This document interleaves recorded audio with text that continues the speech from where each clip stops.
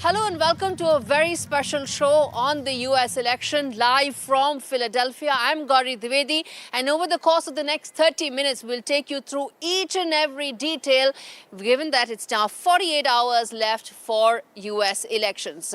First up, let me tell our viewers that Philadelphia, which is in Pennsylvania, is extremely crucial for both the candidates, Kamala Harris and Donald Trump. Pennsylvania puts up 19 Electoral College votes up for grabs, and that could essentially be the difference between victory and defeat. Today, Donald Trump was in the outskirts of Philadelphia, and Kamala Harris is set to make a last-minute ditch for Pennsylvania tomorrow evening, just on the eve of elections.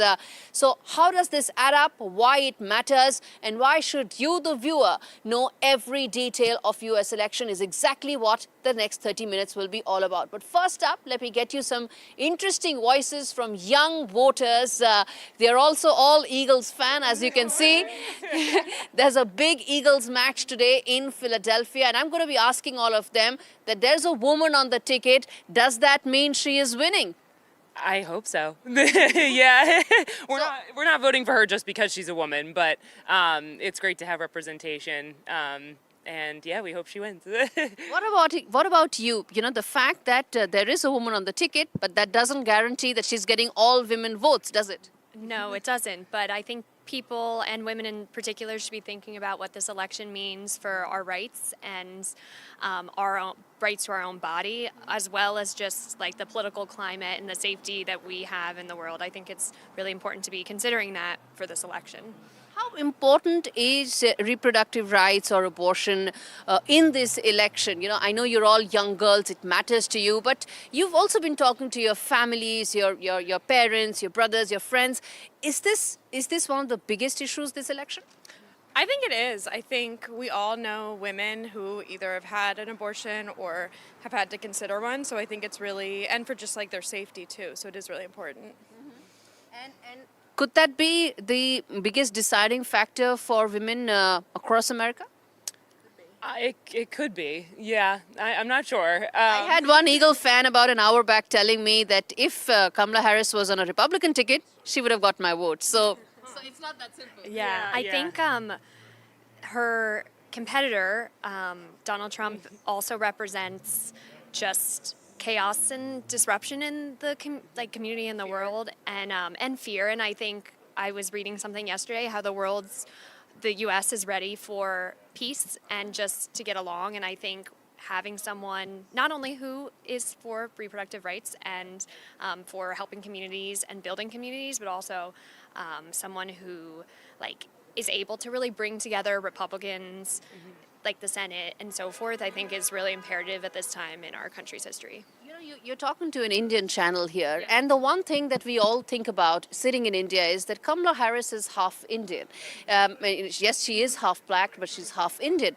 How much has her Indianness mattered in these elections? I'm not actually quite sure. I know with America, we have such a history with black versus white, so I think she embodies, she can embody it with certain populations of voters, maybe. For me, I think it's great that she is multicultural, because that's what the U.S. is all about, and embracing everything that, that you are. But yeah. But did people know that she's half Indian till the election? I did. Yeah. Donald Trump made sure to talk about it. Made sure we knew. Yeah. And what, in terms of your families and, your parents, your friends, what are they thinking about this election? Because, Donald Trump does have a lot of support. It's an election that's going down to the wire. Clearly, people find resonance with what Trump is saying and Trump is advocating. So what are families saying, those who are supporting the Republicans? What is it that matters to them in these elections? I think it's a lot of that fear mongering. It's when Donald Trump speaks, he really says the scariest things possible. So that like what? Gosh, like saying the world's going to end anything. And I think it really people who are scared, they feed into it instead of checking the facts behind a lot of things. But he's been saying about immigration. He's saying that illegal immigration should stop. I would assume that American citizens would be okay with that, or? I think that's a hard question. I think immigration is also a big topic, considering Kamala was tasked during her Vice President. with immigration, and it was looked at as somewhat of a letdown. However, I think it's a topic that's worth noting and understanding. However, like, people coming into America often are seeking refuge, and so I think just saying that no one should come is, for me, a hard pill to swallow. I think we're a country built off of welcoming people and really working towards building safety and community throughout many different cultures. We're in Philadelphia. According to you, what is the single biggest issue here in Philadelphia? I think probably poverty. It's a very vibrant city and it has a lot of character, and I think we have a lot of unity, but there is unfortunately a lot of poverty, which can make a lot of Philadelphia very dangerous. Like a lot of gun violence, a lot of drug violence. So I think that is maybe probably the biggest issues for me. I would like to see it get solved. Lastly, have all of you voted, or will you be doing? Yes, we did. We voted. Yeah. Oh, great. Okay. Thank you so much for speaking to NDTV, and wish you the very best. In 2 days, we will know whether your candidate is winning or not. Yes. Thank you so much. Thank you. Thank you. Go Birds. Thank you. Go Birds. All right, you heard those Eagles fans, and of course, all of these girls have said that they've voted. Remember, early voting trends have beaten records in this election. And before we go any further, talk about the gun violence issue that was raised in this conversation, let's first listen into Donald Trump, who was, as I said, making that last-ditch campaign stop in Pennsylvania. Listen into him. We come back and talk more. And I've come today with a message of hope for all Americans. With your vote on Tuesday, I will end inflation. I will stop the invasion of massive numbers of criminals coming into our country. Thank you very much, Kamala and Joe. And I will bring back the American dream, and we'll bring it back stronger than ever before. But this is all you need to know. Kamala broke it, and we will fix it, and we're going to fix it fast. All right, let's also now tell our viewers, why is gun violence such a big issue? America has the highest per capita ownership of guns, and that is in fact rising, with more people now owning guns, saying that this is nothing but it comes back to their basic right of self-defense. It's also an issue that has deep political colors. Democrats are completely against any gun ownership, whereas the Republicans feel that this is an infringement on the citizens' right to defend themselves. How does this add up? What does it mean for the average American voter ahead of that crucial election? Take a look at this report. We talk more after that.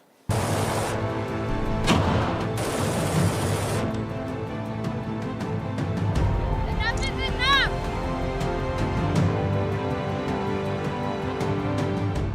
The United States has one of the highest ownership of firearms per capita. Some statistics suggest that 120 firearms per 100 people is what US residents have. And in the last couple of years, 7.5 million new owners of firearms have been added to this pool at a time when there is a lot of talk about gun violence, ownership of guns, and the political color that this entire debate takes place. Something that forms at the heart of the political debate taking place around United States. I am in fact in front of a major showroom of Beretta, a company that is an American arms manufacturing company, and I went around to see as to how easily guns can actually be purchased. Viewers would like to see some of those footage that we will play out that shows the kind of firearms that are being sold in downtown Manhattan, downtown New York, in a particular store where there are not just men but also women, as well as even children can go there. It's not an age limit there. And firearms that we are talking about are those which are used for hunting purposes in the wild. How easily such firearms can actually be purchased in downtown New York tells you the risk that is there as far as gun violence is concerned. And any number of debate about gun violence essentially becomes a debate about the political aspects of it. Republicans against any ban whatsoever on gun ownership. Democrats in favor of it. But at the heart of it is the political color of a debate which is essentially about human lives ends up ensuring no progress whatsoever. But our viewers would see some of those images and those videos to understand how guns can actually be purchased in America. Reporting for NDTV, this is Gauri Dwivedi in New York. All right, let's get in a pollster to tell us what does it look like 48 hours ahead of that contest, a crucial contest. David Charles, who's an American pollster, joins me on the broadcast. Good to have you, sir. Let me first ask you, what's your reading of the situation? It's as neck and neck as it gets. How do you read it? Can you, in fact, pick a winner in this? Okay, my current reading at this point is that it clearly is too close to call. First, remember, in the national popular vote, it's very close, but the national popular vote doesn't mean anything in the United States because we don't elect presidents by national popular vote. The race is down to about 5 to 6 or 7 swing states, where again, the race is very, very close at this point. Polls are suggesting that maybe at this point, Harris has a very, very slight lead in those critical swing states, but all of this is within the margin of error. What we should be looking at in the next 48 hours, as we should be looking at from the last few days, is where are the candidates spending their money and resources? They're spending their money, if you're in terms of those critical swing states, but specifically, Harris has been working on the get out the vote strategy and mobilizing voters versus at this point, Trump seems to be putting more of his resources into litigation and potential legal challenges. So that may be telling us something about how the campaigns view their prospects at this point. David, what about specific states that could actually throw up a surprise? We've been talking about swing states, but what about any surprises? Maybe Michigan, which has a large Muslim American population, given what's happening in West Asia right now? I do. So if we think about it, the states that are in play, it appears to be, are Arizona, Georgia, Michigan, Nevada, North Carolina, Pennsylvania, and Wisconsin. There's some evidence that maybe a couple of other states are in play, but those are the core ones. But among those, it is really Pennsylvania, Michigan, and Wisconsin. Those 3 states in 2016 voted for Donald Trump and he won. Those 3 states voted for Joe Biden in 2020 and he won. Those I think are really the core swing states at this point. And if we had to isolate it even more, it really is Pennsylvania. It becomes very difficult for Kamala Harris to win the presidency if she does not win Pennsylvania. It's possible, but difficult for Donald Trump to win the presidency without winning Pennsylvania. But in many ways, it's going to really come down to that state. But it's going to come down to within those states, collectively, across all those swing states, I've been arguing that about 150,000 to 200,000 swing voters will decide the election. And in these closing days of the election, it's going to be regarding whether or not women show up to vote, and especially female voters under the age of 30. If those 2 groups of people show up to vote, Kamala Harris wins the election. If they don't show up in sufficient numbers, Donald Trump wins the presidential election. Yes, indeed, it is about getting your voters to the polling booth. But, staying here, the sense I get is there's also a lot of emotions playing out. There's a lot of below-the-belt comments being made by both candidates. How do you see that impacting the psyche of voters as they head to the polling booths? Sure.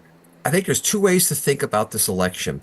The first is, if we were to go back 2 years ago and to look at where America was 2 years ago, it was at that point, we thought it was going to be Biden versus Trump, and the election was very, very close.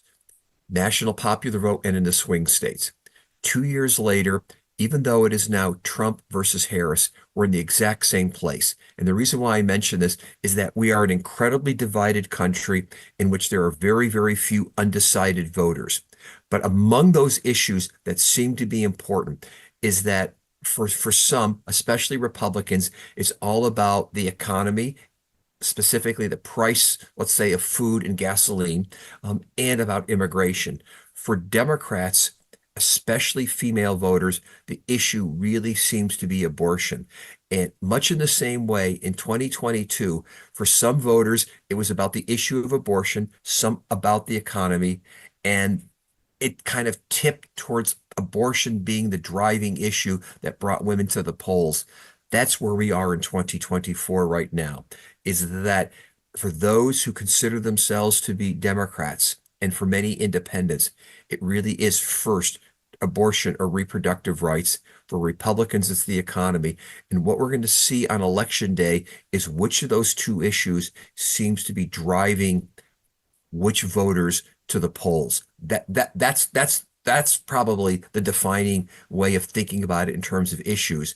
But those issues are only a placeholder for a broader divide in America. All right, David, thanks much for speaking to me on NDTV. We come back and talk on the election night and dissect some of those results. In fact, now let's shift focus and take a look at this conversation that I had with Hollywood actor Martin Sheen, the man who played president for many years in a famous TV show. What does he have to say about who should be the next president of the United States? Take a look at this conversation. I am in conversation with Mr. Martin Sheen, one of the biggest names in Hollywood. Sir, you are here at the rally here for Michelle Obama. How do you feel right now, 3 days before the election? I feel great. I have not the slightest doubt she's going to win. The only concern we have is how the fascists will resign, or they probably won't resign, and that's our concern, how they'll react, that's all. But we know she's going to win. Okay, but there are some reports that suggest that it's a really tight race. Of course it's tight, yeah, but she's still going to win. Okay. And you saw the support here tonight. This is just one small section. Yes. But the energy and the commitment, and it's largely coming from women, and mostly young women, and they're coming from all over the country.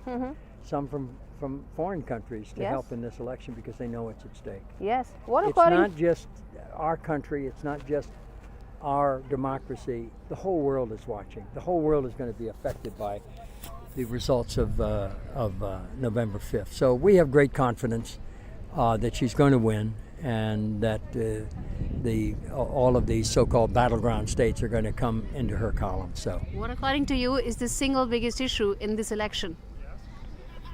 Democracy, freedom. It's very clearly the fight is democracy against the fascists. They're fascist. They believe. Why do you say so? Well, because it's very clear to anyone that loves democracy and that has any kind of level of humanity. We care about it. We may disagree with people, but we don't want to kill them. We don't want to hurt them. You know, we want to inspire them. We want to lift them up. We don't see any music. We don't see any poetry. We don't see any jizz. We don't see any kind of. There's just no sense of real joy in their lives. You know, following this fascist. He's changed so many lives away from the light. There's no light. There's no music. There's no joy. There's no humanity in them. There's anger and resentment. And they look at him, and he reflects the very worst part of themselves. Eventually, they're going to come to themselves and win their freedom, but they have to be responsible for the truth. What happens if he wins? Say again? What happens if Donald Trump wins? We fight in a different direction. How? He doesn't win. Well, you'll see if it happens. No, it doesn't stop. You don't just, terminate 300 years of 250 years of democracy because of a fascist. We've fought fascists before. It's costly, but we're not going to quit. We're just fighting in a different direction. So there. All right, all the best. Thank you so much. You. Thank you so much, Okay, Mr. Sheen. bye-bye. That is one of the biggest names in Hollywood. Remember, it was the Hollywood that started the entire process of Joe Biden making way for Kamala Harris. And just 3 days before the election, you heard some of the biggest names here coming in support of Kamala Harris at Michelle Obama's rally to get the last punch going. In Philadelphia for NDTV, this is Gauri Dwivedi. All right, that of course was some of the biggest voices you heard on the show. But how does America really vote its president? How does it add up? It's a complicated Electoral College process. Take a look at this report that tells you and breaks that entire election process down for you.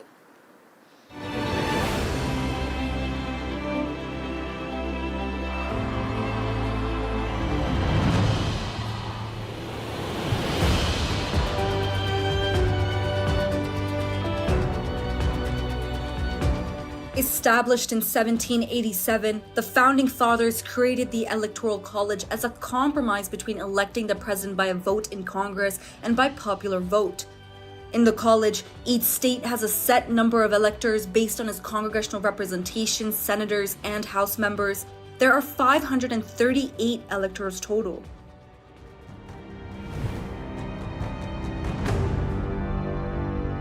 Most states allocate all their electoral votes to the candidate who wins the majority of the popular vote in that state.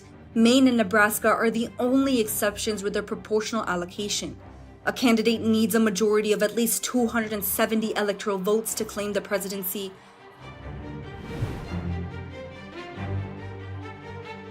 It is important to note that the college is not free of controversies. Candidates can win the presidency without winning the popular vote. We have seen this in the elections of 1824, 1876, 1888, 2000, and as recent as 2016 when Donald Trump beat Hillary Clinton despite securing less votes. This sparks debates about fairness and representation. Campaigns focus intensely on a handful of swing states where the outcome is uncertain, often leaving out voters in states deemed safe for one party. While some advocate for abolishing the Electoral College in favor of a direct popular vote, arguing it would enhance democratic legitimacy, supporters claim it protects smaller states' interests and ensures a broader national campaign.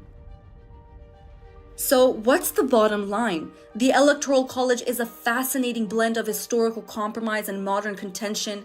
As elections loom, the debate rages on. Is it a cornerstone of democracy or an outdated relic? Buckle up, the story is far from over. Bureau Report for NDTV World.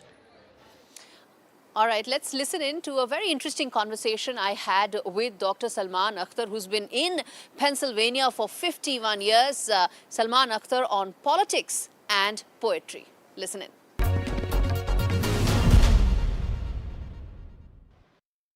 This is a very special conversation on NDTV with Dr. Salman Akar, who's a world-renowned psychiatrist, author of 113 books, someone who has seen US politics for over 50 years, and someone who also writes on a variety of issues. Thank you so much, Dr. Akar, for speaking to NDTV. I'm going to come to your book that you've written in just a bit, but let me start by asking you that we're in Pennsylvania, a state that is considered to be pretty much decisive when it comes to the US election results. How do you view the election right now, the issues on which the Indian Americans are set to vote, and most importantly, the American politics right now as it stands? Let me answer your comment or respond to it in reverse order. One about the current American politics.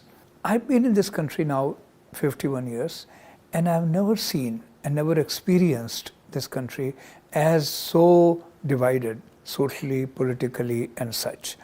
The country is actually really, really divided, and very strongly in terms of ideology, in terms of feelings, in terms of sense of identity, belonging, philosophy of life, attitude towards one minorities, etc., etc.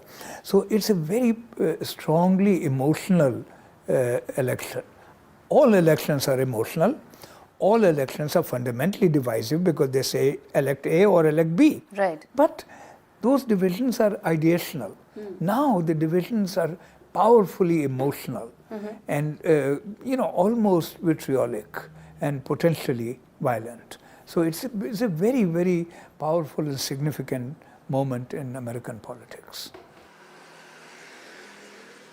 That, of course, was Salman Akar telling the importance of the American elections happening at a time when one thing that everybody has said in the last couple of days that I've been here is that the country is deeply divided. They're either a hardcore Republican, even women who do not wish to support Kamala Harris because they're a hardcore Republican, they do that. And then there are those who are hardcore Democrat supporters, and doesn't matter that Kamala Harris hasn't given a clear answer to what will be her foreign policy, what will be her economic policy, and why she hasn't provided answers to a very ineffective immigration program under her watch as vice president. So what one can say, being here in Philadelphia, in Pennsylvania, that this place, this very state, will give the answer as to who will be the next president of the United States. But we're not going to know till the last vote is counted, given how tight this race is. But we are going to keep giving you all the very latest and all details from US Ground Zero.